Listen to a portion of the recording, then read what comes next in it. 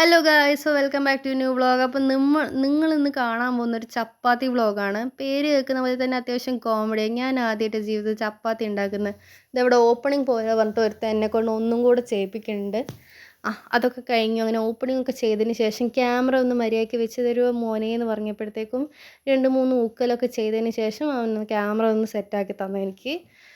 അങ്ങനെ അമ്മ പനീർ ഉണ്ടാക്കുക, ഞാനിന്ന് ചപ്പാത്തി ഉണ്ടാക്കുക വിചാരിച്ചു. സാധാരണ അടുക്കളയിൽ കയറാത്തൊരു ജീവിയാണ് ഞാൻ. എന്നെപ്പോലെ ആരെങ്കിലും ഉണ്ടെങ്കിൽ കമൻറ്റ് ചെയ്യാൻ മറക്കണ്ട. അപ്പം ഞാൻ ആദ്യമായിട്ട് ഐശ്വര്യമായിട്ട് ചപ്പാത്തി ഉണ്ടാക്കാൻ തുടങ്ങി. കണ്ടുപരിചയം അനുസരിച്ച് ചെയ്തു. പക്ഷെ എന്നാലും കാണുന്ന അത്ര എളുപ്പമല്ല ഈ സംഗതി ചെയ്യൽ. കാരണം അതിൻ്റെ ഡയമീറ്ററൊക്കെ എൻ്റെ കയ്യിൽ നിന്ന് അങ്ങ് പോവും. പിന്നെ ട്രയാങ്കിൾ ഷേപ്പിലൊക്കെയാണ് വരുന്നതെന്നാണ് ഞാൻ വിചാരിച്ചിട്ടുണ്ടായിരുന്നത്.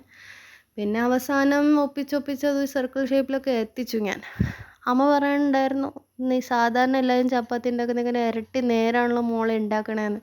പക്ഷെ നമ്മളത് മൈൻഡാക്കിയില്ല. നമ്മൾ ചെയ്യേണ്ടത് ചെയ്യും, അത്ര തന്നെ. പോത്തുപോലെ വളർന്നിട്ടും ഫുഡ് ഉണ്ടാക്കാൻ അറിയില്ല എന്നുള്ള റിയലൈസേഷനാണ് എൻ്റെ ഒരു പ്രചോദനം. ഇന്ന് എന്തായാലും രണ്ടും കൽപ്പിച്ച് നമ്മൾ ഫുഡ് ഉണ്ടാക്കുന്നുള്ളത്.